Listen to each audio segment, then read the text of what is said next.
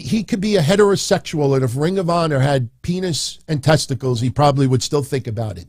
If he was gay, if Ring of Honor had a nice rack and a nice ass, I think he would think about it. If Ring of Honor had a tail and 4 paws, I think he'd probably think about it. If Ring of Honor was just plastic with a big, I think he'd think about it. If Ring of Honor was just a toilet paper holder, I think he'd think about it. He fucking loves Ring of Honor as much, or if not more, as much as I loved.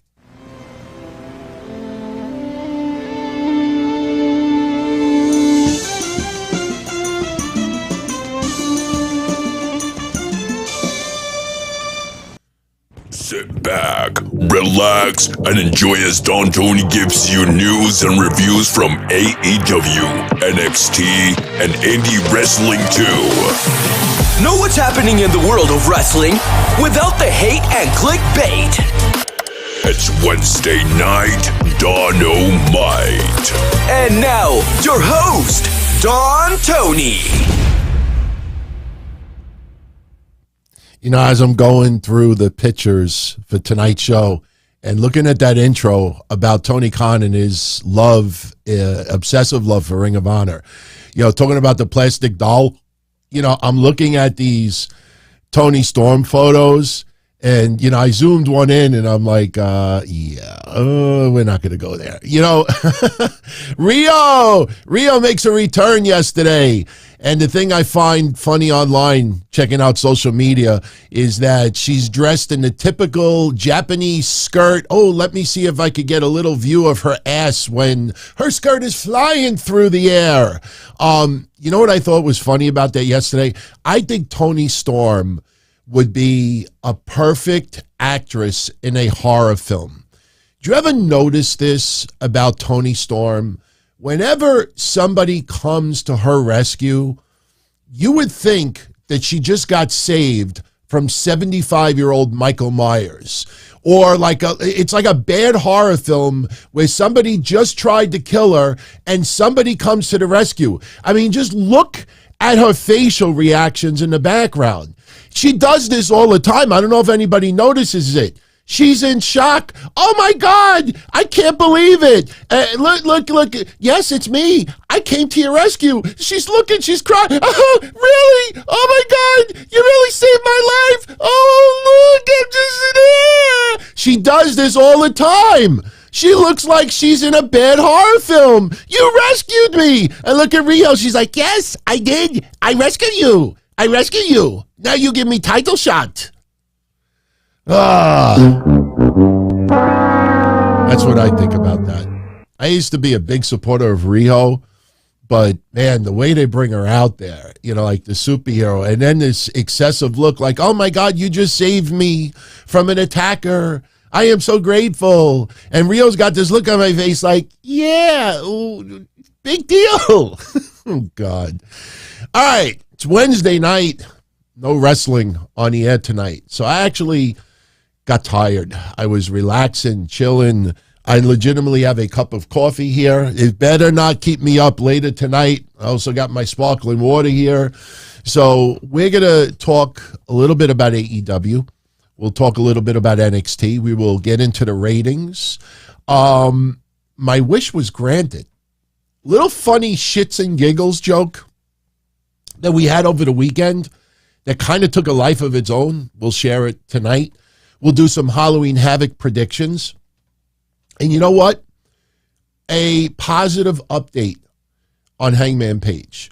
Yesterday, I did Patreon right after both AEW and NXT went off the air. And obviously, the biggest concern in everybody's mind is what the fuck happened with Hangman Page?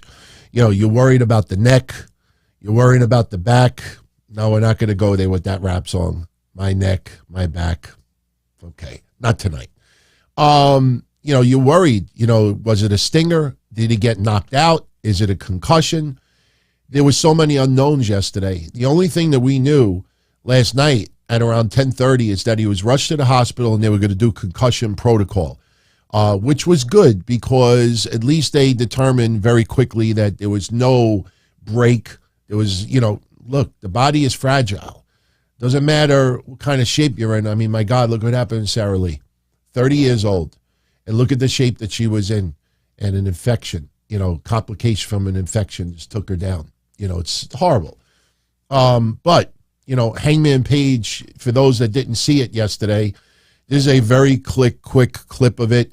This was the picture. If you look closer, just a clothesline that obviously was a little bit too high, got him whiplash on the head, and was taken to the hospital yesterday. Hangman Page this evening gave everybody an update, and this is what he had to tell everyone. He said, hey, thanks everyone for being so nice. I'm doing all right and feeling good today. Had a nice panini for lunch. Thanks to Paul, Medical, Mox, Brandon, BJ, etc. And he's a little lighthearted humor with that as well. He suffered a concussion. Now, as I said with Triple H with COVID, you don't immediately think like, oh, no big deal. Our bodies are very unpredictable, and life is very unpredictable. Ask Adam Cole right now what's going on with him. Just think about that match and look where we're at right now with Adam Cole, and you realize that concussions are a very, very delicate issue. He feels good, but what happens next? So, even though he is upbeat and he feels great today, got to give it time. Time is what is needed right now. So do not expect Hangman Page back in the ring anytime soon. But, so far, so good. It's only 24 hours. If you remember some others with post-concussion syndrome, sometimes it doesn't happen immediately. It catches you later on. So we're not wishing that, obviously. We hope Hangman Page gets through this. And look, no blame should be on Jon Moxley yesterday. Shit happens. This is not ballet, as they used to call it. Spur in the moment, timing. But that goes to show you why you leave pro wrestling to the professionals. I was talking about this yesterday on Patreon. I went to wrestling school for 9 months. I obviously did not do very good with it. But one of the things that they really instill in your mind is that inches can be the difference between something being executed beautifully and somebody getting seriously injured. A matter of inches. And, when you see that yesterday, it is kind of rough to see it the way it went down. But, nobody is at fault with that.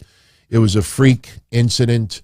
Thank God, he is doing well.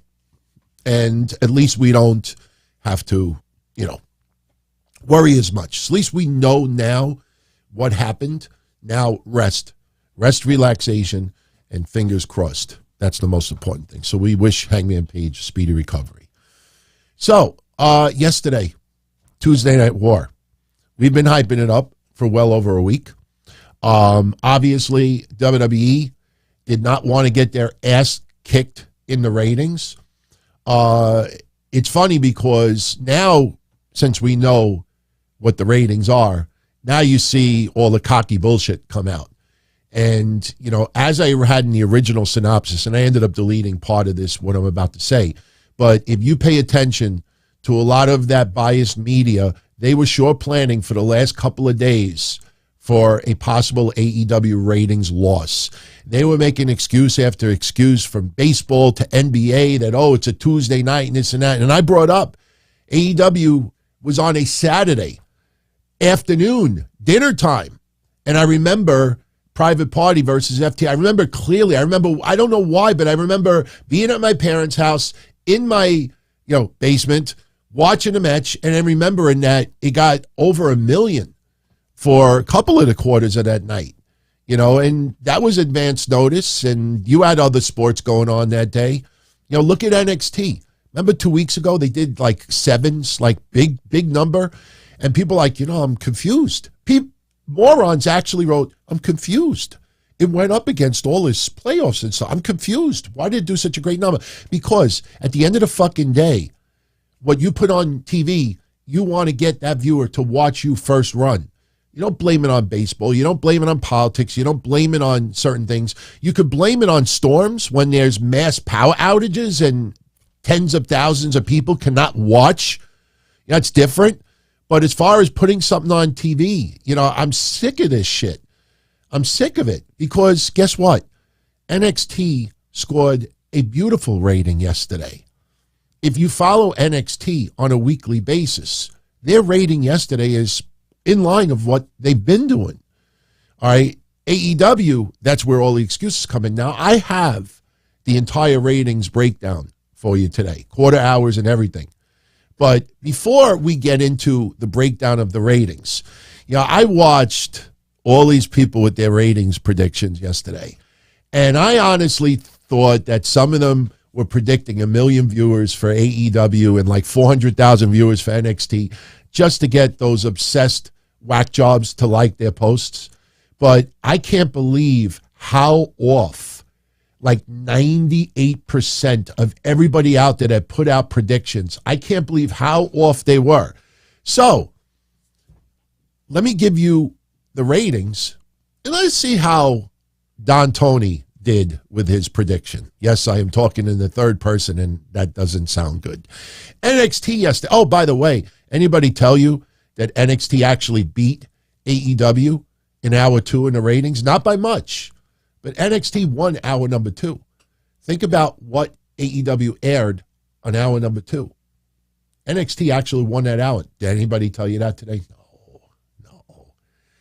NXT yesterday, hour number 1, 721,000 viewers. Hour number 2, 631,000 viewers for a composite of 676,000.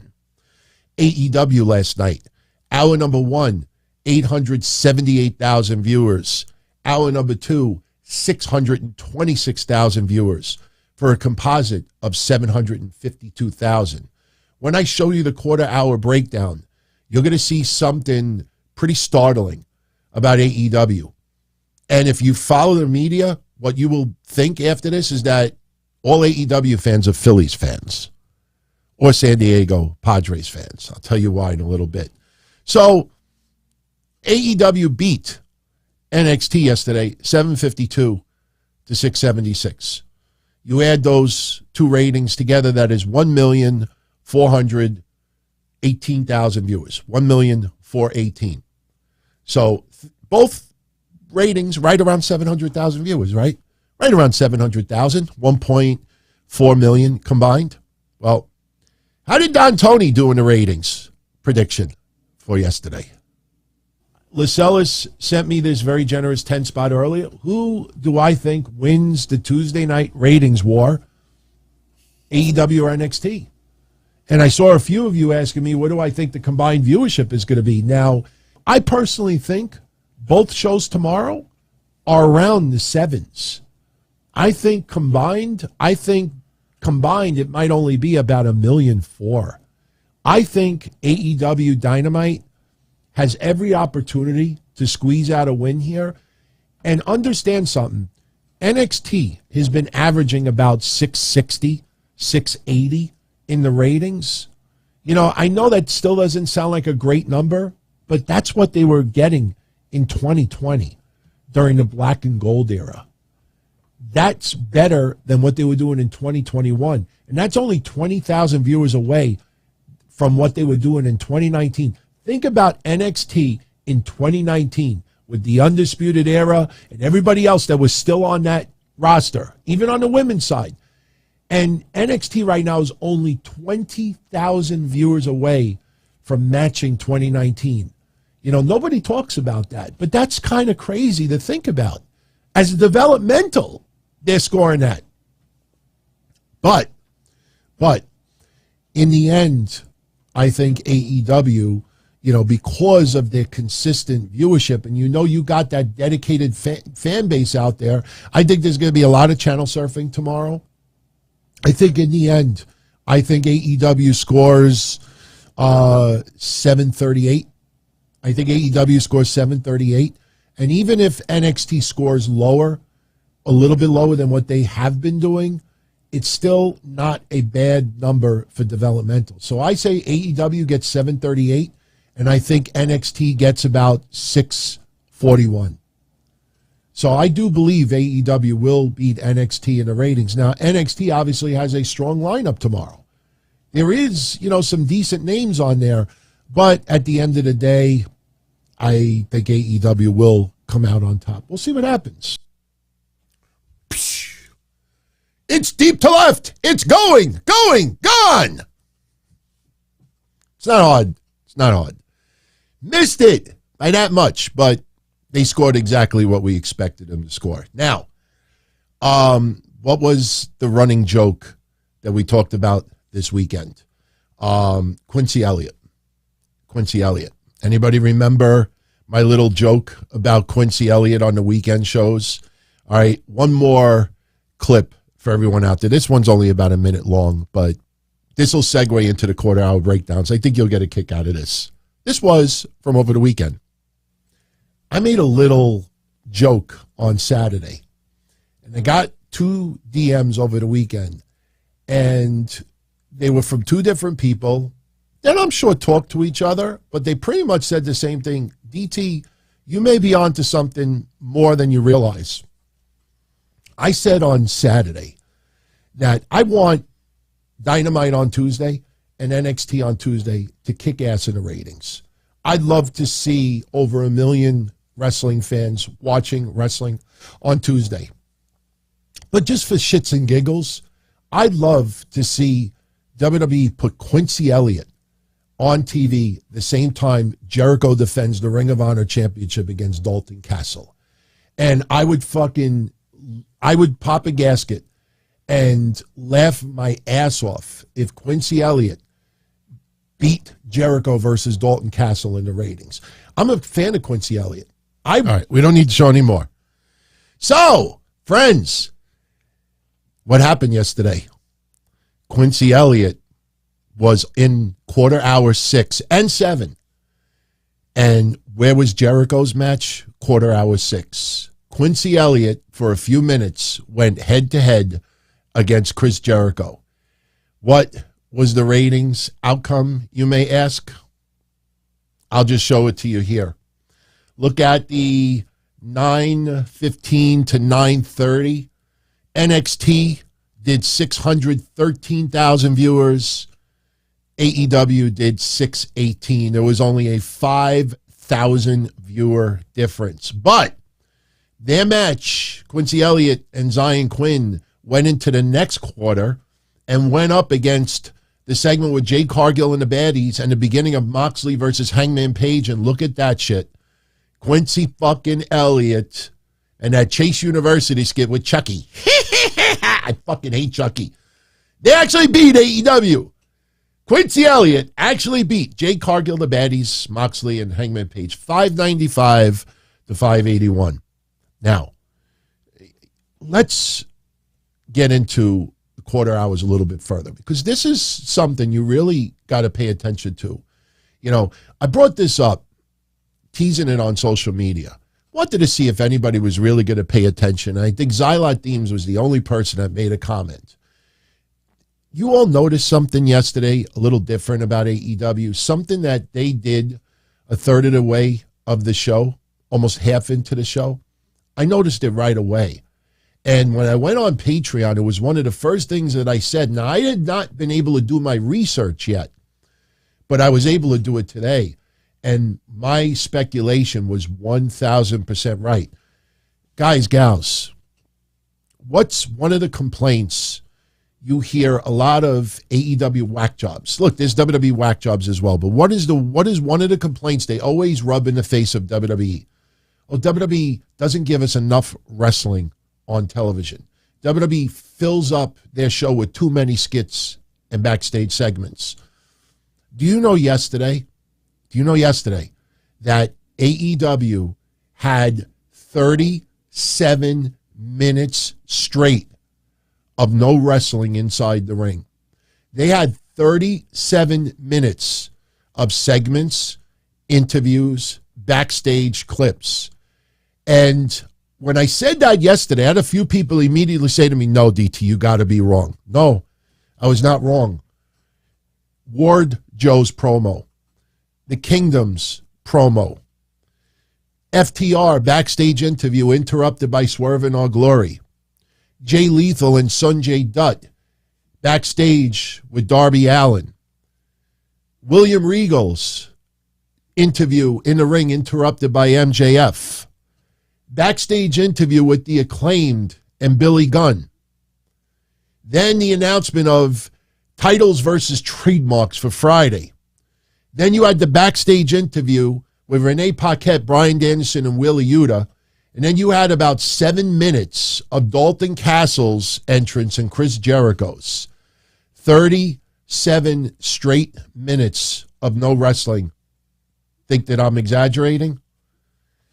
This is a screenshot of the beginning of the segments. This is the Kingdom and Wardlow. Now, for those that might be on phones and you really can't see that timestamp, I zoomed into it for you. Their segments started at the 34-minute, 37-second mark yesterday. All right. When the bell, this is a minute before the bell even rang.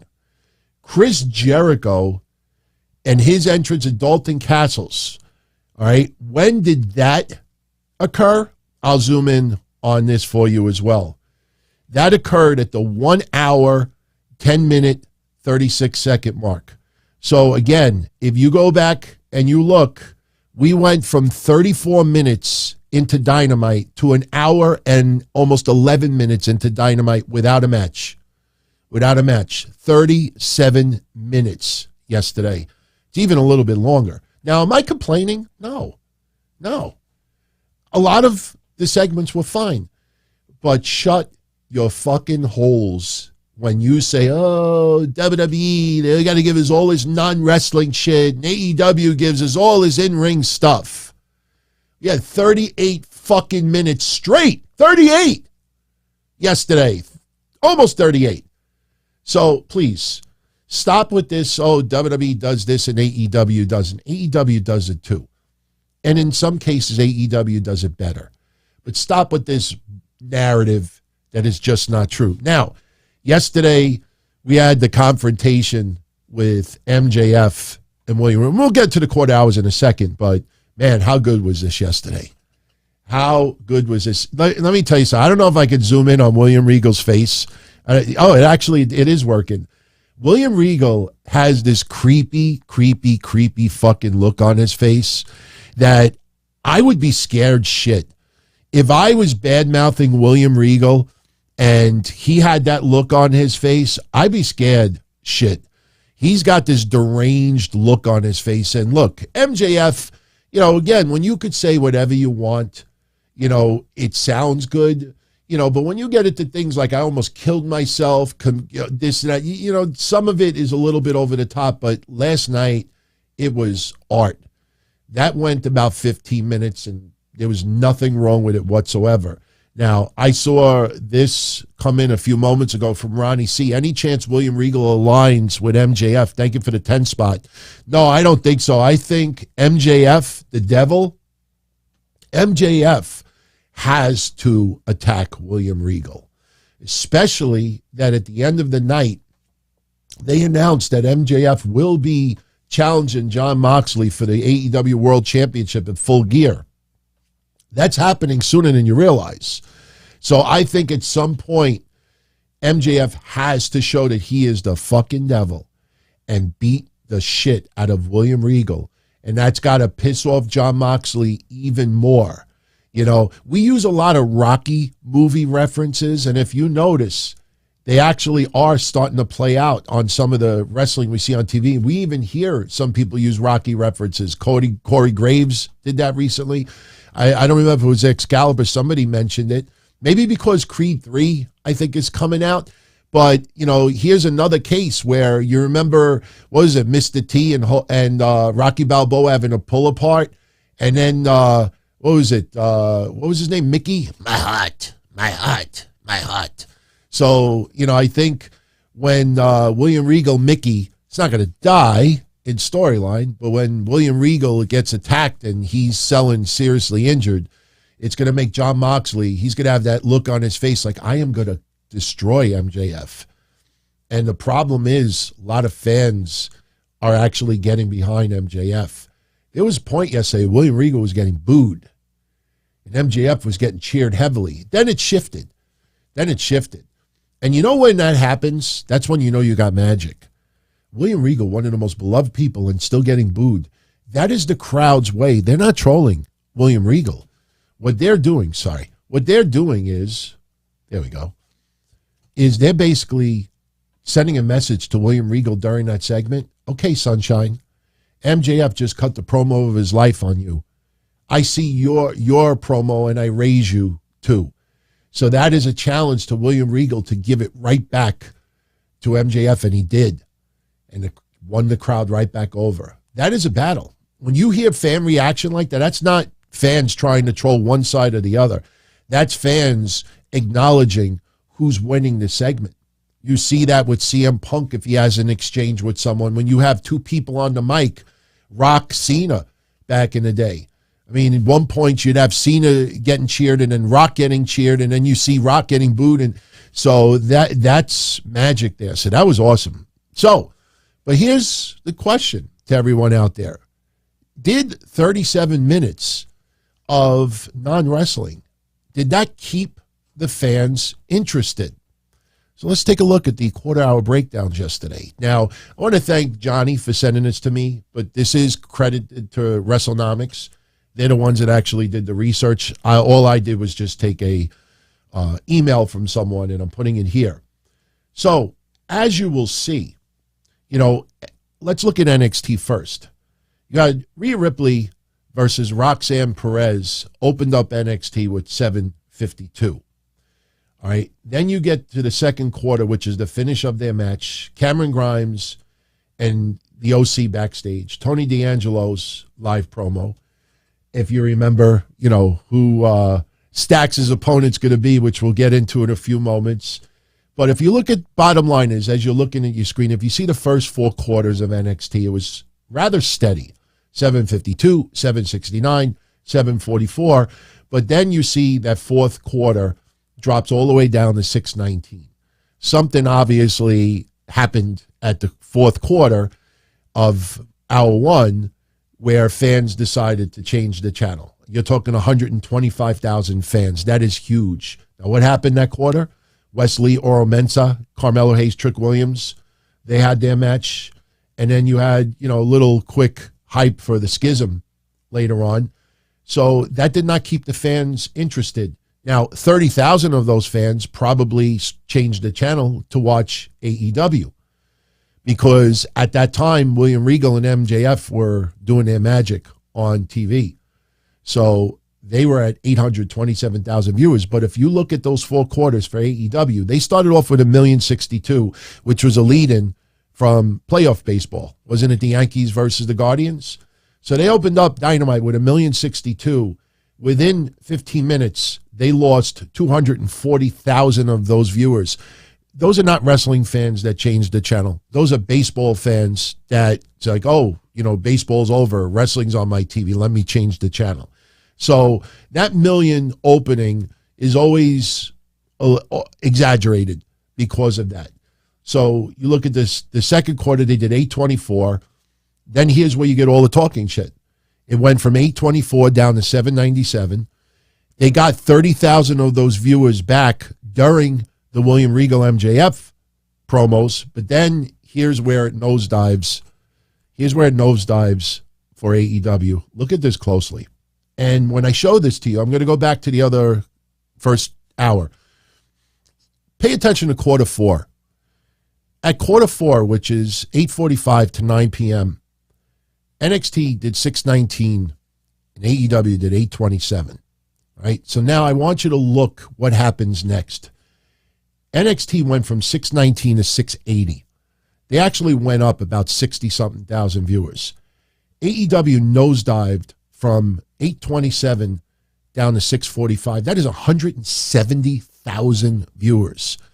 If you listen to the people online, they changed the channel to the Phillies baseball game. So I guess NXT fans are not baseball fans because their rating went up almost 70,000 and AEW's went down almost 170,000. How's about that maybe a lot of AEW fans channel surfed and then decided to stay on NXT because NXT during that quarter had Cameron Grimes and the OC, Gallows and Anderson versus the Schism. You had Veer Mahan and Sangha backstage. What was on AEW? More talking segments. The Acclaimed, Billy Gunn, Wheeler Yuta, Bryan Danielson.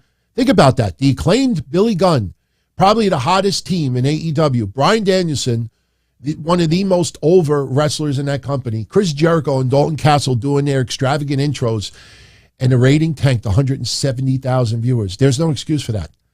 Zero, unless you follow online. So now, what happens when AEW drops 170,000 viewers? Could they get any of those viewers back? And the answer is no, not really. Because Chris Jericho versus Dalton Castle continued to tank all the way down to 618. Now, again, I don't use this 1,062,000 that opened Dynamite. I use quarter two, which is 824. To think that AEW lost over a third of their viewers when Jericho versus Dalton Castle, once again, more Ring of Honor stuff. I have no vendetta against Ring of Honor, but the more Tony Khan does this, and the media online is not telling you this stuff, and that probably hurts Tony Khan because Tony Khan probably thinks because he owns Ring of Honor and he could put his TV stars under that product that eventually it's going to, get millions of viewers also. It ain't fucking happening because it's been around for a while now and you see those substantial drops. It never fucking recovered. Look at that. Hour one for AEW did 878, almost 900,000 viewers for hour one. Hour two dropped all the way down to 676. And as I said, Quincy Elliott, Chase University, Chucky, Pretty Deadly, Malik Blade, and Idris Inofi, none of them are WWE wrestlers. They're all prospects. They beat the beginning of Moxley versus Hangman Page, Jade Cargill, and the Baddies. It's right in front of your face, right there. And the main event of Moxley versus Hangman Page, the injury. Now, you would think because people were very concerned and it started circulating like, oh, put on Dynamite, something happened to Hangman Page. You would think that NXT may have had a substantial drop at that point. People were changing the channel to see what happened to Hangman Page. No, NXT's rating actually went up. Went up. So I wanted you to see those quarter hours because like I said, this is a case where people are not telling you that stuff. Especially like I said, NXT won hour number 2. Without the overrun, they won hour number 2. So did you see one person bring that up yesterday? No. Today. No, not at all. So those are your ratings breakdown from yesterday. Overall, I thought the shows were very good. In my honest opinion, AEW yesterday, that should have been Battle of the Belts. You take away the 37 minutes of what I showed you earlier, even MJF and William Regal, because for a Battle of the Belts special, you don't need that. You save it for Dynamite. If they would have aired those 4 matches for Battle of the Belts, I would have said that's what Battle of the Belts should be. They called it Title Tuesday. Just think about that. Battle of the Belts is supposed to be a special where nothing but championships are defended, and within 2 weeks, you decide, I'm going to put something on Tuesday where our viewership will likely be lower for various reasons, and they give us 4 matches yesterday. 4. That's all we got. They were all title matches. So the Death Triangle retained their trios titles over Orange Cassidy and Best Friends. And as we've been talking about for weeks, the seeds are planted. Pac will be breaking away from them soon. Ray Phoenix suddenly, it's funny. I'm just talking storyline. The Lucha Bros could break every fucking rule in the book. Double team everyone. Do crazy shit outside the ring. Use tables, everything else. But because Pac brings in a ring bell hammer, Ray Phoenix is like, no, you cannot do that. No, that's not what they're about. It's just stupid, if you really think. It's stupid. Toni Storm retaining the AEW Interim Women's Championship over Hikaru Shida, and as I showed you earlier, Riho came out to make the save. Saraya and Britt Baker, and this was funny because Saraya show how much she cares about, her teammates. You had Jamie Hayter and Rebel beating the shit out of Toni Storm in the ring. Saraya sees Britt Baker, and you actually look. Saraya turns around and looks at Toni Storm. Toni Storm's getting her ass kicked. Saraya's like, fuck this. She went into the crowd and ran away with Britt Baker. They're going to have that match at Full Gear. Maybe it's unsanctioned. Like I said, they still have not publicly said that she's cleared. So they're going to go either, right before the announcement, she's going to announce that she's cleared, or they're going to make an unsanctioned match. We've talked about that already. But since Saraya decides to go into the crowd, Riho comes out, makes the save, and, Toni Storm with her horror film look on her face. And then Chris Jericho retaining the Ring of Honor Championship over Dalton Castle. None against Dalton Castle, but suddenly he's a mega superstar online. Honestly, I don't know. Jericho's supposed to be the full-blown heel, not showing honor.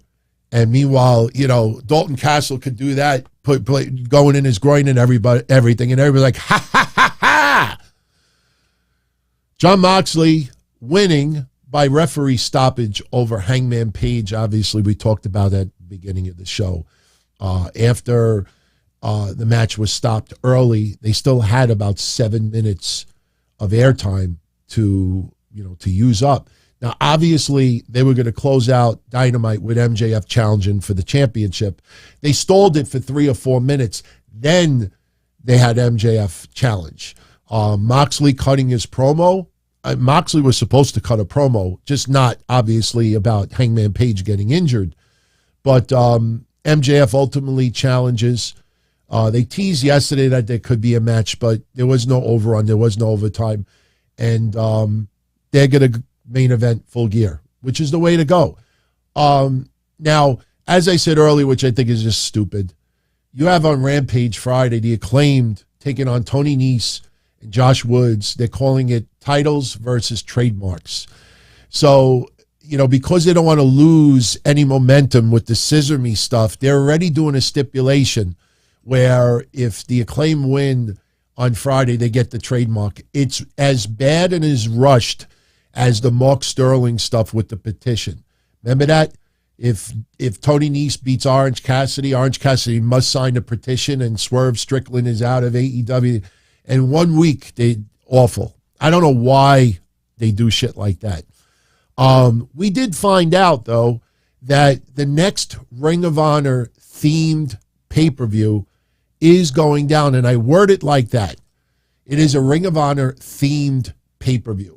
It's almost like ECW One Night Stand. Yes, we only got one ECW pay-per-view for 05 and one for 06.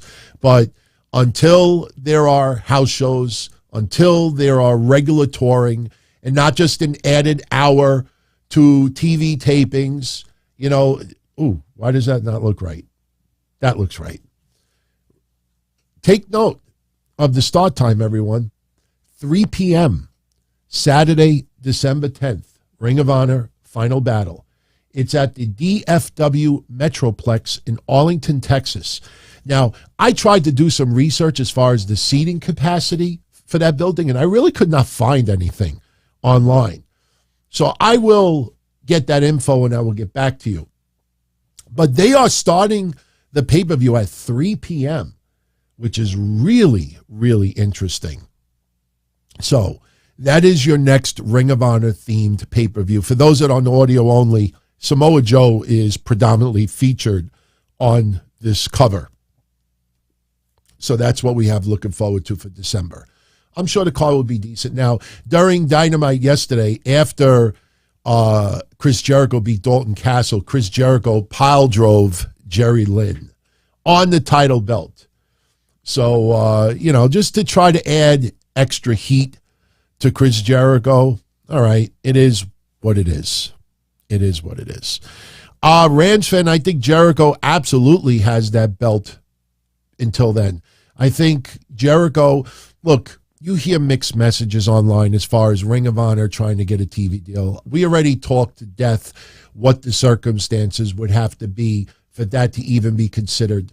You either are going to have to add an extra hour or two to some tapings, weekly tapings, or it's going to replace something with Dark or Elevation or maybe even Rampage.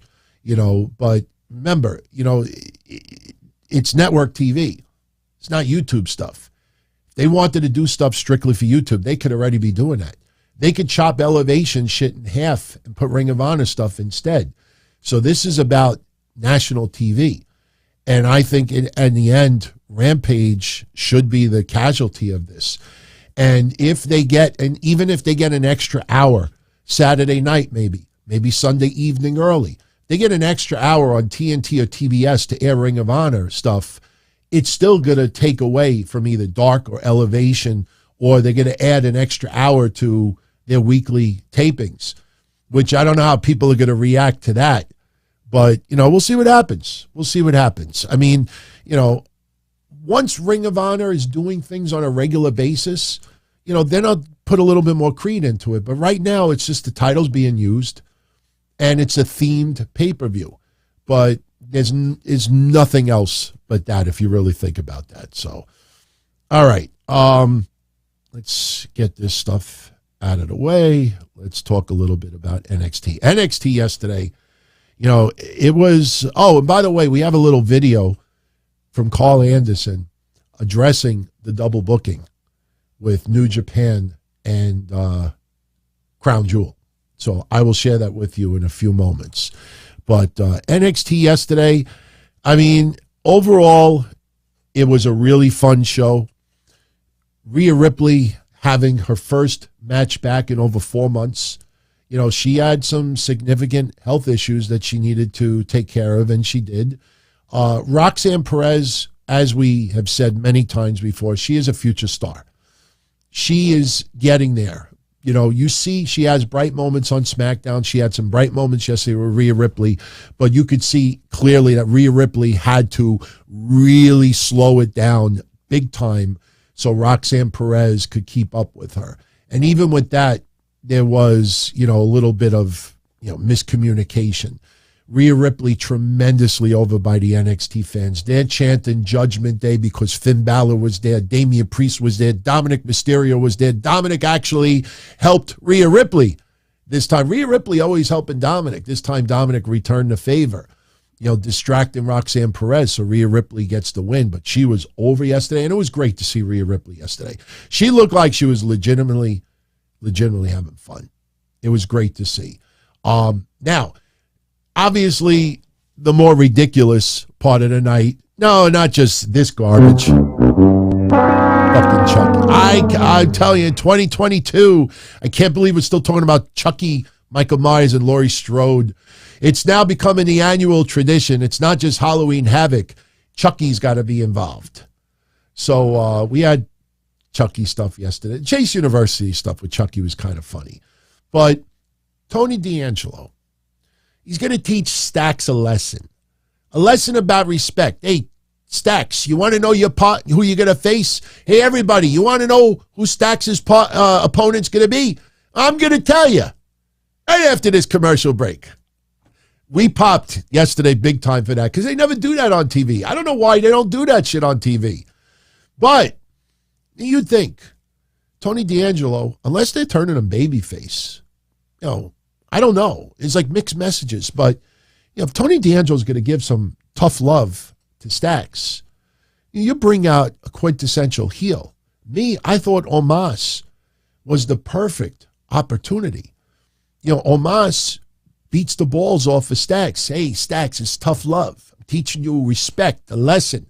Got to knock it into you. So explain to me, if you understand the Tony D'Angelo storyline, the announcer's trying to sell us that, Tony D'Angelo pulled his strings and he gets fucking Shinsuke Nakamura to show up. Now, obviously, they wanted Nakamura to have a competitive match with Stacks and Nakamura wins, but it was so illogical. Like, you look at the storyline with Tony D'Angelo. Hey, I'm going to make a couple of phone calls. And yeah, I'm going to talk to my Japanese mafia friends. We're going to bring out Shinsuke, the Yakuza. I made an offer to the Yakuza, and they got Shinsuke. Now, Fightful is reporting that Shinsuke may remain in NXT throughout the remainder of 2020. I don't think they said that. They said, for the foreseeable future. But I asked the person I trust yesterday, and they said to me, yeah, he may actually stick around until early 2023.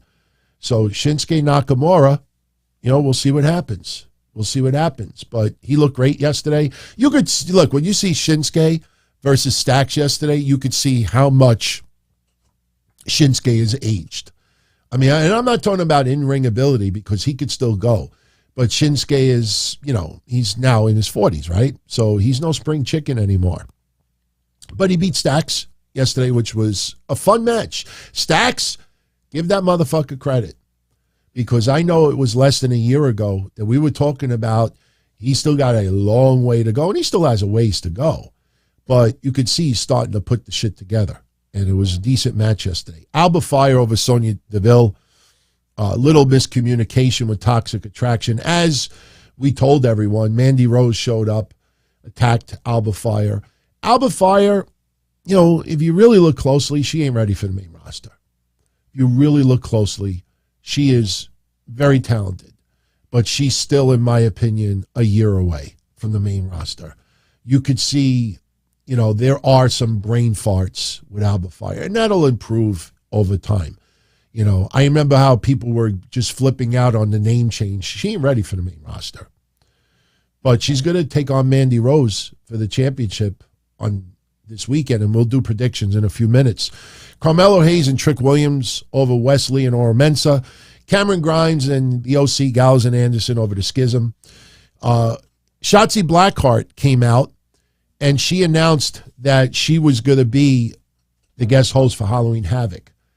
And, she's been a guest host before for Halloween Havoc. And that last outfit she wore, my God, she's like perfect for Halloween. She's like the Elvira of pro wrestling. But, Zion Quinn wants to host. Quincy Elliott wants to co-host. So they have a match yesterday to determine who is going to co-host Halloween Havoc with Shotzi Blackheart. And lo and behold, Quincy Elliott beats Zion Quinn. So your official hosts for Halloween Havoc is Quincy Elliott and Shotzi. Look, I know a lot of you out there absolutely are intensely dedicated to Jim Cornette and a few other podcasts out there. But let me tell you something. This is developmental. Yes, I'm not the biggest fan of Quincy Elliott's current character, but and yes, he is, a big guy. But, I've brought it up a few times already. I got to see his NXT debut match in person in Florida. And I talked to a few people who are friends with him. And they say that guy is so dedicated to, being a wrestler. And he's a lifelong wrestling fan. And some of his outfit is to tribute some of the wrestlers of yesteryear, like Mabel and others. He's got a weight problem. But there's much more behind that weight problem. Some people think, you got a weight problem, it's just lazy. It's not the case. But this is developmental. This is where you test things out. As we were saying last week, look at Wendy Chu. What did we say on Saturday? Wendy Chu. It wasn't too long ago that she was blowing vape in people's faces during the COVID era. Now she sleeps with a body pillow, and everybody fucking loves it, including me. So they will test things, but you see, how much they like this guy. They're making him guest host with Shotzi Blackheart. So, Benjamin, you're right. We don't watch wrestling for nice guys, but you could root for them. You could root for them. You want to see them succeed. What did we say yesterday on the show with Hangman Page? The wrestling world, including legends, came together to pray to God that Hangman Page was okay. When tragedy or something negative happens, everybody forgets their bias, forgets their anger, forgets all this, and everybody comes together. It happens all the time. Now since we find out Hangman Page is okay, you give it about a week or two, and you'll get the same criticism and bullshit that you've seen before. So, you can root for good guys. I mean, that doesn't mean you don't root for bad guys, but, you don't wish them ill. But, you want to see people that are generally good, that are working hard. You want to see those people succeed. So, and it goes to show you that WWE sees something with this guy. And, we'll see what happens. Probably not going to go anywhere, anytime soon. But, again, it's developmental. People need to remember that. I don't care, how good it comes off on TV. It's still developmental. It's still developmental. I mean, nothing has changed. You could change a color of a logo. You could change a backdrop. You could change this. It's still developmental. Cora Jade over Raquel Rodriguez by DQ yesterday. That was kind of goofy because Cora Jade brought in kind of like a Singapore cane. Yes, she swung and she missed. Usually if you don't connect, you don't get disqualified. But Raquel Rodriguez grabbed it, connected, got disqualified. And to immediately shift the attention, Roxanne Perez comes out, chases Cora Jade away. That's to set up the match for this weekend. And then to close out the night, we had Kevin Owens. Kevin Owens making an appearance, doing a Kevin Owens show with Braun Breaker, Ilya Dragunov, and JD McDonough. And Kevin Owens, as he always is, a lot of comedy. And, you could see that the tension is in the air with the guys. And Kevin Owens like, everybody, wait a minute. He's pulling chairs aside and he's getting out of the ring. He's like, now you could beat each other up. So Kevin Owens, just good to see him in NXT. KO show, no issues whatsoever. So let's briefly do predictions for Halloween Havoc. It is this Saturday, the 22nd of October. Will I be doing a recap Saturday night? No. As of right now, I will include it on Monday's show. I wanted to do it, but we have a show Saturday morning, and I still want to do that show. So I don't want to do a show Saturday morning and then do a recap at night. So we'll just do the regular Don Tony show in the morning. But let's get into predictions. Only 6 matches on the card. Now, there is a little twist, and I'll show you a sneak peek. Austin Theory. We'll get into Austin Theory in a moment. We have Grayson Waller versus Apollo Crews. Spin the wheel, make the deal. They have not spun the wheel yet to determine what their match is going to be. Now, for those that still don't know this, these wheels are rigged. You can rent a wheel, and you can have it set up that it'll always land on something specific. Now, yes, there's always risk that something could go wrong. But, for the most part, they pay pretty big money to make sure these things are legit. And they well, not legit, but they land on the matches that they want. We don't know what this is going to land on. But if you've paid attention to the storyline, Grayson Waller, the bloodshot eyes recently, and him trying to blind Apollo Crews, I will not be surprised if they have a blindfold match.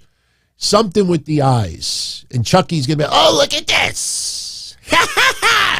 Blindfold. It's probably going to be something like that. And in the end, why would they rig that, Charlie? Because this is entertainment. They want to continue a storyline on TV. They don't want it to be an outcome or a type of match that would make no sense or would suck. These things are rigged. It's part of entertainment. So I think we're going to get some type of blindfold match, something with the eyes. In the end, Grayson Waller needs this win more than Apollo Crews. Apollo Crews, when people talk about wrestlers being demoted, I think out of everybody that has made appearances in NXT, I don't even feel that Veer Mahan has been demoted. I think that we're going to get to see Veer as he should be, because on the main roster, how does he break through right now? There is no chance. But Apollo Crews, man, since he's been there, it is all over the place. And I don't feel that's changing anytime soon. So I'm going to go with Grayson Waller to get the win. I'm going to go with him to get the win. Next on the card, okay, here is the one that, a lot of people are talking about. We have Oro Mensah. Ooh, what the hell did I just do? Hold on. There we go. We got Oro Mensah versus Nathan Frazier, Carmelo Hayes, Wesley, and Von Wagner. Ladder match to determine the NXT North American champion. The title is currently vacant. I think this is Wesley's time. We still are holding out hope that, Zachary Wentz will be brought back eventually. Not just yet. Nathan Frazier, I think, would be the underdog on this, and I think the fans may root for Nathan Frazier more than anybody, but I think this is Wesley's breakout moment as a singles wrestler. So although I will be rooting for Nathan Frazier to win this, I'm going to go Wesley to win this North American Championship. All right, next. And I think you could see why we're really not going to do a special recap for this, because a lot of these matches are going to be very, very quick to get into. I mean, unless we did like a 30-minute recap. And who really wants to, we could just add it to one of the shows. Cora Jade versus Roxanne Perez in a weapons wild match. It's Extreme Rules. Because this stipulation was announced before the Extreme Rules Premium Live event, that's why they didn't use the term Extreme Rules. This is going to be, lots of weapons being used. I don't think anybody else will get involved in this match, but, at some point, Roxanne Perez has got to get the upper hand on this. Cora Jade has kind of been, the one on top quite a bit in this feud, so I think Roxanne Perez, at this point, she ends up prevailing in this match. It's going to be sloppy. You're not going to see too much wrestling. And you know what? When you have a feud like this, that's the way to go. It's supposed to be a bitter rivalry. Best friends who are now best enemies. So I'm going to go Roxanne Perez to get the win here. Moving right along, this is the match that has me the most confused. Julius Creed versus Damon Kemp. Ambulance match. If Julius loses, Brother Brutai must leave NXT. Now, believe me when I tell you, if Brother Brutus, loses, you ain't going to see no Santos Escobar moment in the parking lot where he pulls up in his pickup truck or SUV, rolls the tinted window down, and he looks at, Julius. He's like, you think I'd leave without you? And then Julius gets in the SUV and then shows up on Raw or SmackDown? No. That shit ain't happening twice. We ain't getting no legato moment. Damon Kemp, that motherfucker. I am a avid fan of NXT. I like watching developmental wrestlers developing in real time. I know some of you out there love college sports. You love your minor league baseball teams, your minor league sports teams. I like seeing wrestlers turning into future stars of tomorrow. Damon Kemp, for me right now, Damon Kemp might be my choice for 2022 as, rookie of the year for NXT. Not overall in pro wrestling, but that guy, would you have ever thought that Gable Stevenson's brother would be the one to break out like this? He's on fire right now. Julius Creed is excellent. You see that raw power. What him and his brother does, sometimes we show you some of the moves. It reminds me of Steiner Brothers from back in the day. When the Steiners first started putting it together, Scott Steiner's and Rick Steiner's strength. I mean, some of the shit they did back then, Steiner's Frankensteiner back then, it was just mind-boggling when you would see it. These guys are tremendous. Why would WWE break them up? Why would they break them up? The Creed brothers is one of the bright tag team future, stars of the future. And we know how WWE's had a problem with tag teams in recent years.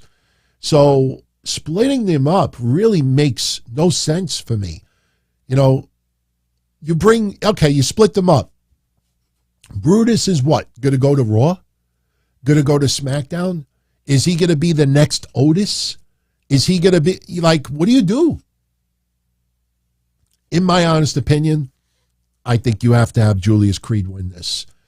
I think Damon Kemp has to go in the ambulance. Maybe somebody look, we've talked about this a few times. Roderick Strong is probably going to be the factor in this match. They played off that he's still in the hospital, which, you know, if you really dissect the storyline, is very interesting, because if he was home in a neck brace, then he could just take the neck brace off at Halloween Havoc, and you find out that he was making it up, that he's not really hurt. But if you're in a hospital for 3 months and they do a skit where you're in the hospital being wheeled out in a wheelchair with IVs coming out of you, and then you show up on Halloween Havoc and you take everything off. No, I was lying. If I was the hospital, I have your ass arrested. You're like, wait a minute. We've been giving this fucking guy free hospital food for 3 months and he's fine.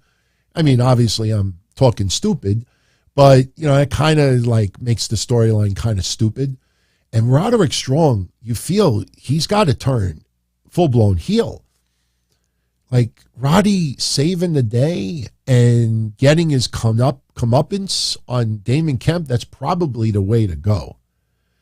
So I'm going to go with Julius Creed to win. I don't like the stipulation. I did not like if Julius loses, Brutus has to leave NXT. Because, you know, like, if Damon Kemp loses, you know, like, again, it's almost like the Tony D'Angelo Santos Escobar match. If you lose, you're at NXT. But if I lose, you still work for me, or you don't work for me anymore. It's like too one-sided, even though Santos Escobar lost. But it's still, you know, it's too one-sided. I just can't see the Creed brothers being split up.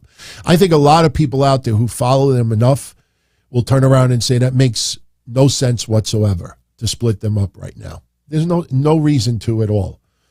So, Mandy Rose defending the NXT Women's Championship against Alba Fire. There's been a lot of buzz about Mandy Rose going to the main roster. I don't think that should happen yet. With Ronda Rousey there and several others, I mean, what are you going to do? Have Mandy Rose come out and challenge Ronda Rousey? I'm sure the fans would get into the surprise and everything, but I don't know. That kind of falls flat for me. Mandy Rose showing up on Raw and challenging Bianca Belair. I don't know how I feel about that. There's a lot of people that are above Mandy Rose on the main roster food chain. Like, Mandy Rose is not one of those, like, you know, Charlotte Flair, Sasha Banks, they return, you know, they get slotted right back in the title hunt. Mandy Rose, though, I don't think gets that. Just like when Alexa Bliss comes back from injury, I'm not even sure if Asuka gets that when she comes back. So I'm going to go with Mandy Rose to retain. I like Alba Fire. She's definitely, you know, a future star. But to me, she's not main roster material yet. I say Mandy Rose retains that championship. And then that leaves the three-way. Braun Breaker defending the NXT championship against JD McDonough and Ilya Dragunov. Man, Ilya Dragunov is on a different level. And I absolutely would love to see him become NXT champion. If we were closer to the Royal Rumble, I might feel a little bit different about this, but I personally think that it's not time yet to move Braun Breaker to the main roster. Some people are, you know, it's interesting that they're reporting this now right before Halloween Havoc. Have you seen the reports out there that WWE is seriously considering moving Mandy Rose and Braun Breaker to the main roster? I think that's a roll of the dice because they think that they may lose their championships at Halloween Havoc. And then if they don't lose their championships in Halloween Havoc, they'll say, oh, well, WWE decided it's not the right time yet. That's how you get out of, you know, the roll of the dice. That's sausage. Braun Breaker is doing fine. I think the three-way is designed to have Ilya Dragunov and Jaden McDonough beat the shit out of each other. I'm not saying that Braun Breaker will sneak a win, but I honestly think that we could see a situation Not necessarily what Dolph Ziggler did, because remember, Dolph Ziggler in the three-way snuck the victory. Was it Breakker, Ciampa, and Ziggler? And then Ziggler ran in and stole the win. I'm not saying that Braun Breaker would exactly do that, but I think Braun Breaker is somebody's going to hit a finisher. Either Ilya or JD McDonough are going to hit a finisher on the other person. And then I think right at that moment, here's where Braun Breaker hits the ring, hits a jackhammer or something else, and gets the pin. I don't think he will steal a victory, but I'm going to go with Braun Breaker to retain. Someone is saying that they need to stop making Braun Breaker face small guys. Well, it's not actually true. I mean, if you look at some of Braun Breaker's opponents this year, they have been, similar size. Some of the guys are smaller, but they're not that much smaller. I mean, Braun Breaker, is a specimen, and, he's getting, in bigger shape. He's main roster bound. He fits that WWE mold beautifully. But, Ilya Dragunov, though, that guy is just on a different level. I am a huge fan of that guy. In fact, I'd love to see that guy have gold right now. But I personally think Braun Breaker will end up retaining. So if you really think about it, that other than the North American Championship, we're not having any title changes going down. Now, next week on NXT, they have both tag team championships being defended. You have Nikita Lyons and Zoe Stark taking on Katana Chance and Kaden Carter, and then you have Malik Blade and Idris Inofi taking on Pretty Deadly. I do not see Pretty Deadly losing those titles anytime soon. Nikita Lyons and Zoe Stark, though, I'm not sure yet, but they could very well win those tag titles. Some people think Nikita Lyons is main roster bound sooner than later. I think she needs some NXT gold before she goes to that main roster. So, all right, so those are your matches for Halloween Havoc. It's going to be a fun show. It's Saturday night, so that gives us Sunday free. And that's pretty much it for today's show. Now, I do want to share with all of you what Carl Anderson said, because we mentioned it Monday on the post-Raw show that Carl Anderson is double booked for November 5th. Saudi Arabia and New Japan in Osaka, Japan. They're both advertising Carl Anderson. Yesterday on NXT, we had NXT acknowledge that Carl Anderson is currently a champion in Japan. So they acknowledged that he is champion. And I have a feeling, no, WWE does not have a working relationship with New Japan. But I think it was agreed on that Carl Anderson will not defend the championship in Japan right now, will not be able to make November 5th. And in return, WWE will acknowledge that he is a champion in Japan. They didn't mention New Japan Pro Wrestling by name, but I think ultimately they will. Maybe as an agreement, they let Carl Anderson come out for a match holding that championship. I personally don't see that, only because him coming out with a title that's not WWE 2 weeks after he is back, like, you show up with that championship from day one, or you don't show up with it at all. It would be too random if he comes out wearing it now. I mean, it could happen. But Carl Anderson posted a little social media video. Now, keep in mind, this is him being in character a little bit, addressing New Japan Pro Wrestling, but I thought it was entertaining as fuck. So this is Carl Anderson and Luke Gallows addressing the double booking and which show they're going to be working on November 5th. Are we running hot? Is it running hot? Yeah. Okay, good. Good. New Japan Pro Wrestling. A few questions. One, are we the OG Bullet Club? Yes. Yeah. Are we the world famous Good Brothers? Yes. Are we repping OC on WWE Monday Night Raw? Yes. And do all bookings still go through the big LG when it comes to bright lights, when it comes to the Good Brothers? Yes, they do. you guys announced Bright Lights, the Machine Gun, Carl Anderson, for a match November 5th. Well, guess what? We're a little double booked because you didn't run it through me. So he ain't coming. We're not coming unless it's on our time. Tell him, Bright Lights. At gmail.com, that's his shoot email. That's my booking agent. New Japan Pro Wrestling. Listen, I love what you've done for the Good Brothers through these years. Let me tell you something. I am the greatest never openweight champion of all time. I only work when the lights are bright. And November 5th, we ain't coming. We'll come on our time. The Machine Gun will tell you when I'm coming to defend my championship. Hey, dude, turn that off. We're done. Fatten that envelope, too. Yeah.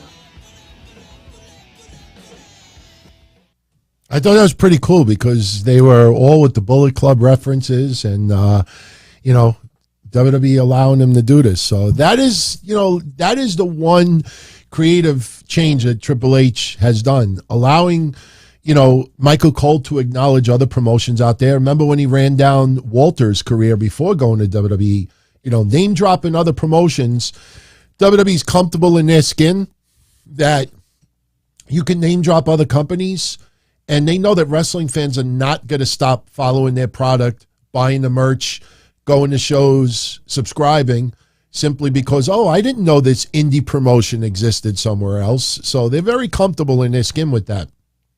And I think eventually that forbidden door will be opened in the Triple H era. Obviously Mickie James being in the Women's Royal Rumble, it's amazing how much time has flown since then. We thought, maybe Vince is finally warming up to the idea, and that was not the case.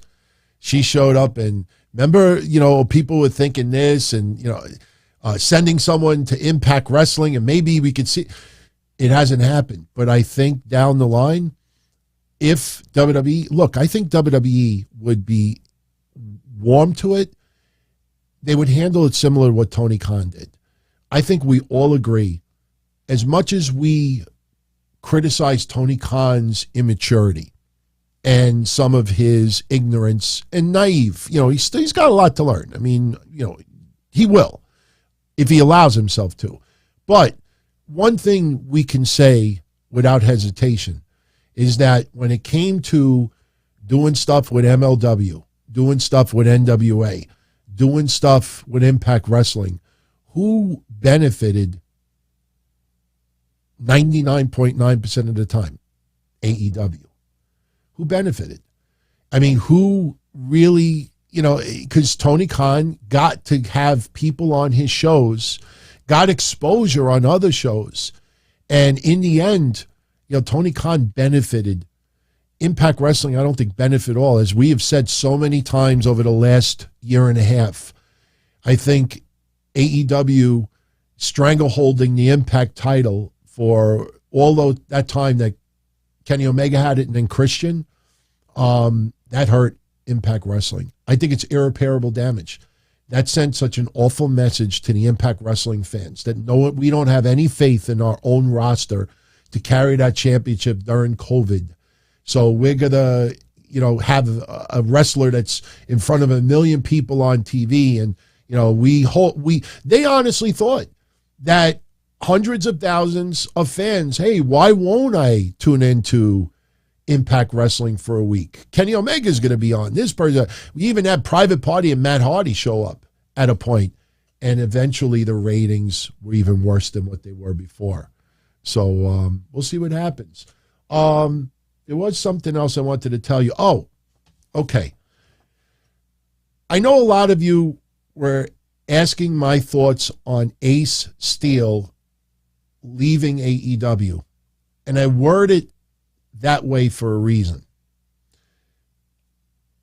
I saw bloggers, podcasters, journalists in the last 12 hours actually writing, Ace Steel gone from AEW, is CM Punk next? And some people worded it hoping that CM Punk is next. Now, if you remember right after the scrum, I told you that in the end, this biased media, they need the EVPs. They need Kenny Omega and the Young Bucks. They don't need CM Punk. CM Punk is not giving them crumbs. They're the ones that have been fed crumbs for the last couple of years. They're all going to turn against CM Punk, and that's still happening. Now, the reason why I'm not talking about Ace Steel tonight is because I don't know if he was fired or if he quit. As of last week, he's gone. We don't know if he quit or was fired. People online don't know either. Now, another thing is this. I said this a week ago. So people that tuned into last week know exactly what I'm about to say. Kenny Omega and the Young Bucks are going to be back very, very soon. And this so-called investigation is just about over. I mean, when everybody else was preparing you for a bombshell for Vince McMahon that could end up being criminal, and that's why he's stepping down, setting himself up to be prepared to deal with, criminal stuff, I came up here and said, and I hate doing that. I hate doing that. Oh, I did this, and I told you this, and I broke this, because I know how it comes off. When I see people do it online, it turns me off. But the reason why I got to say it here is because when everybody else was trying to convince you that Vince McMahon is a bombshell about to happen, and I said, no, I heard the investigation is just about over. What happened a week later? The investigation was over. Every single one of those people were wrong. Now, I don't know if they intentionally lied to you or they were hoping something was going to happen to Vince or they were just fed wrong information.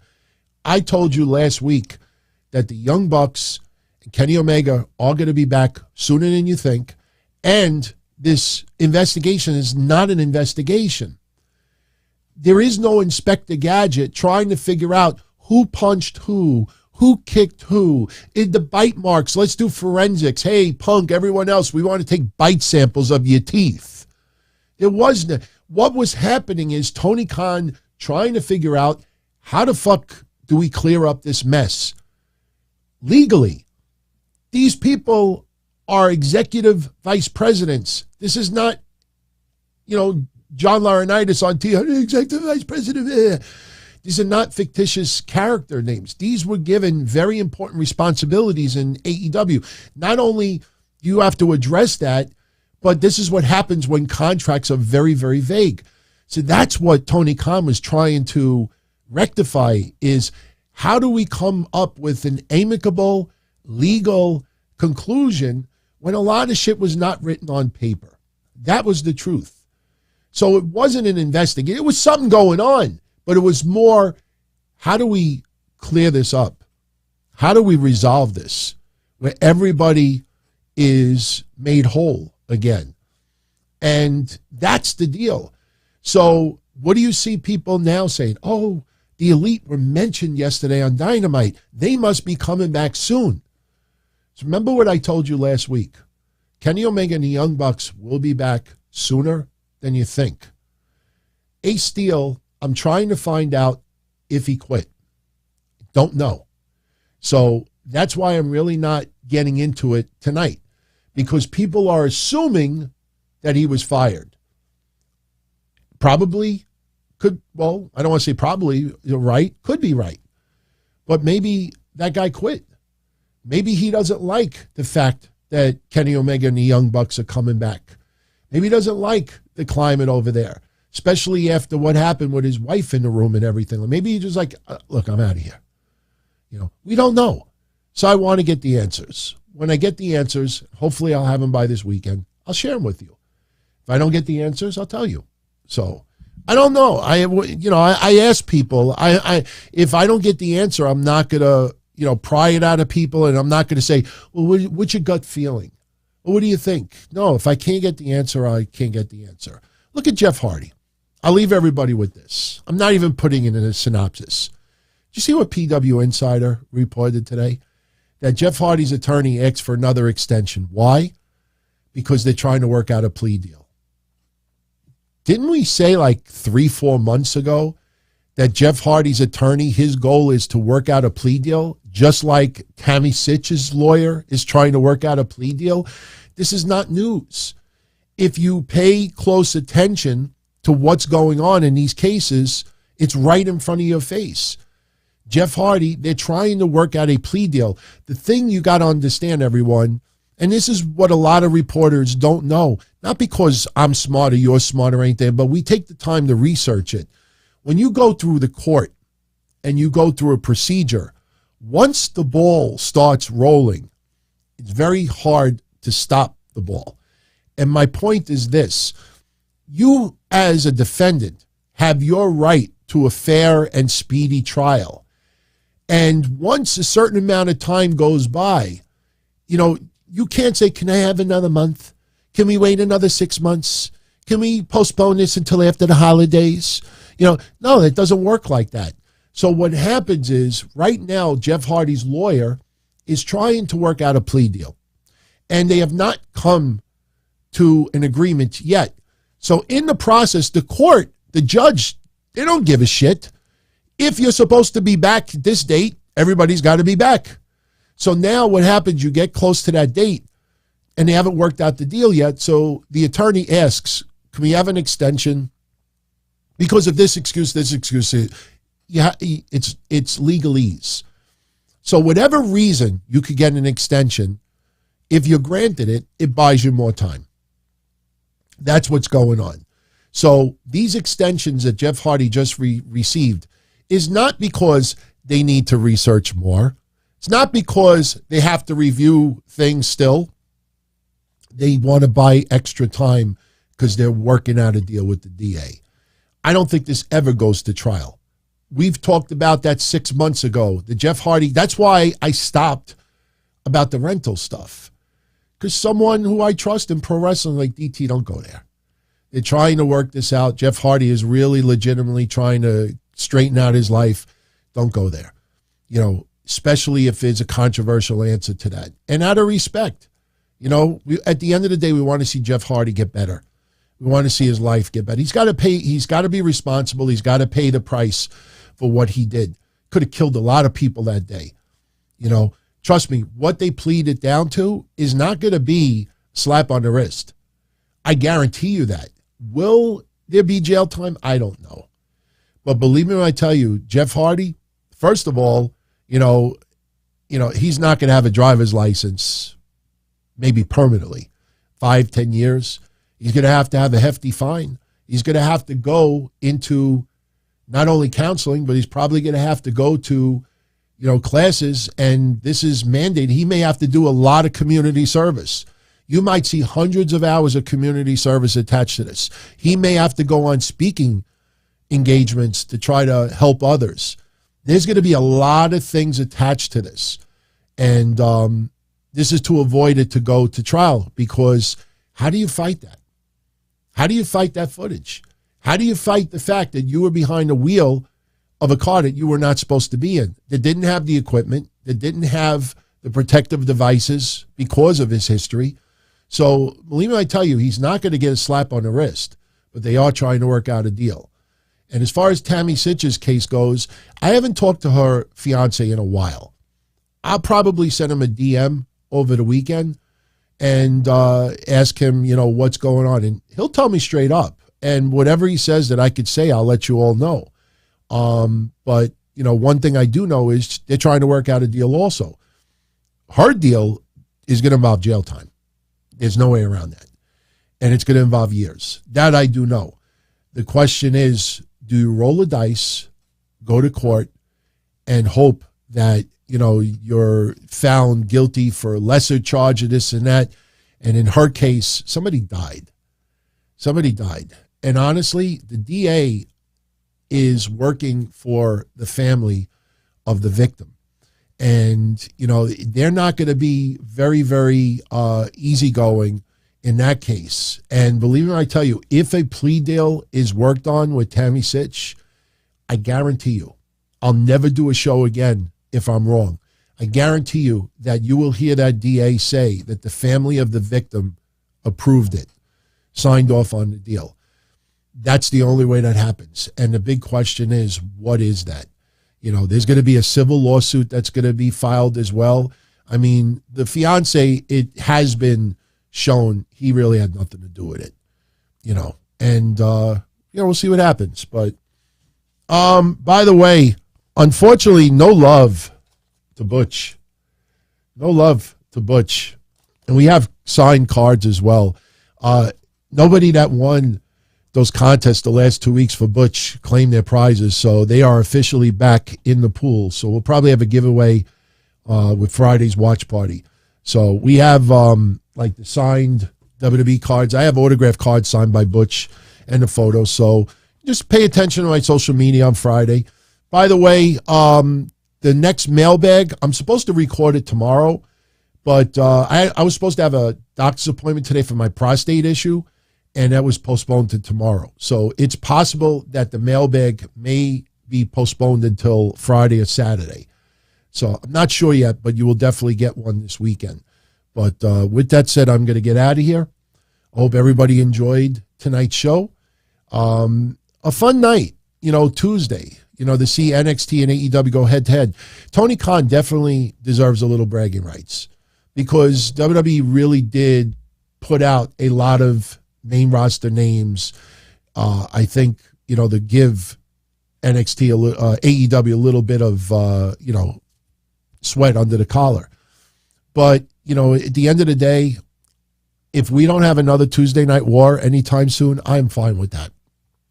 Because I think back to Wednesdays when AEW and NXT were going head-to-head, and boy, yesterday was kind of like a crash course of what we were doing before. Just think about that.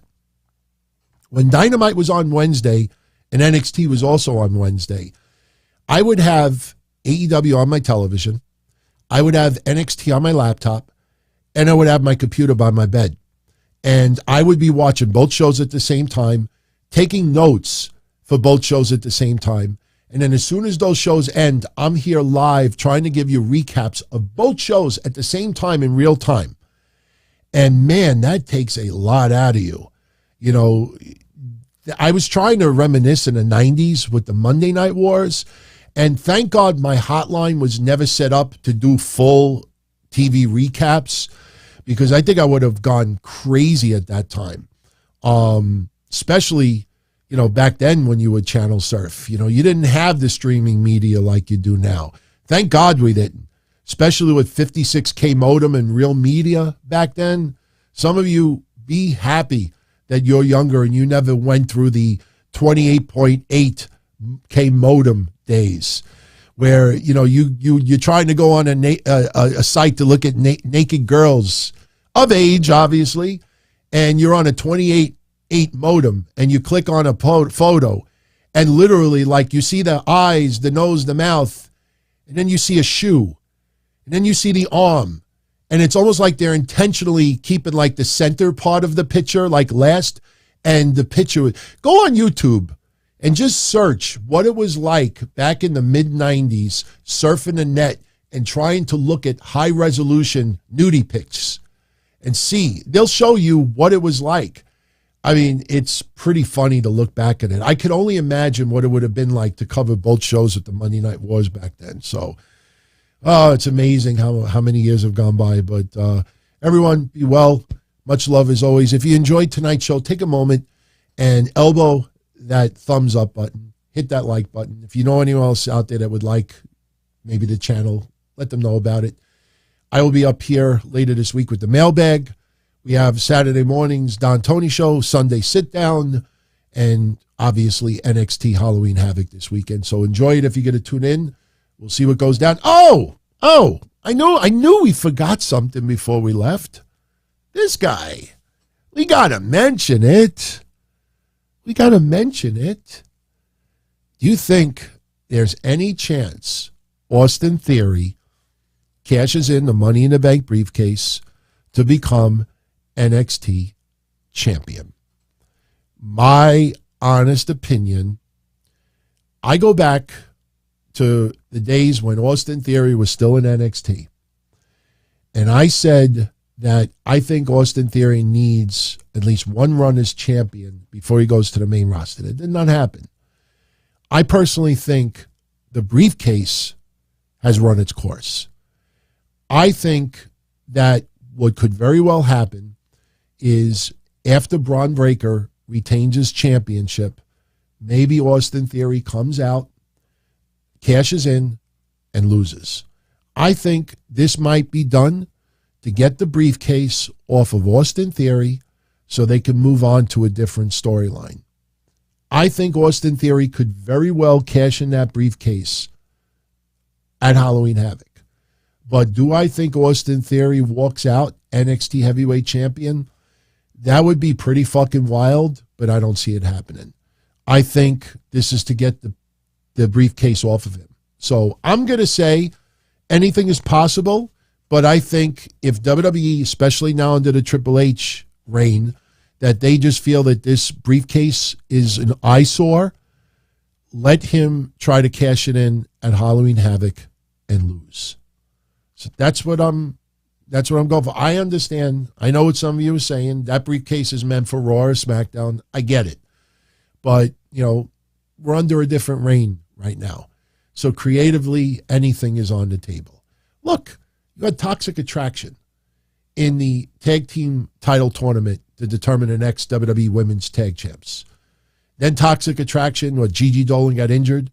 And then they were supposed to have Nikita Lyons and Zoe Stark, and didn't one of them get injured? So we had NXT women competing in the tag title tournament. So anything is possible at this point. Look at Solo Sikoa. Solo Sikoa is on the main roster, and he went back and got that North American Championship, for a short period of time, and then they did a storyline where they stripped him. They took it away. So anything is possible right now. But honestly, if you want to get the briefcase off of Austin Theory, let him try to cash it in at Halloween Havoc in a losing effort. And then you could cover it on the main TV. Cover it on Raw, cover it on SmackDown. So, all right, everybody, I'm out of here. Bye. As far back as I can remember, I always wanted to be a podcaster. For me to live any other way was nuts. To me, those goody-good people who worked shitty jobs for bum paychecks and took the subway to work every day and worried about their bills were dead. I mean, they were suckers. They had no balls. If I wanted something, I just took it. I ran everything. I paid the bills. I paid the host. I even paid the masked maniac. Everybody had their hands out. Everything was for the taking. We always called each other good fellas. You would always hear from somebody. You're gonna like Don Tony. He's all right. He's a good fella. He's one of us. But if you're part of my crew, nobody ever tells you they're gonna get rid of you. It doesn't happen that way. There weren't any arguments or curses like in the movies. See, your haters come with smiles. They come as your friends, the people who've claimed they care the most for your life. And now that's all over. And that's the best part. Today everything is different. There's lots of action. I don't have to wait around for everything like everyone else.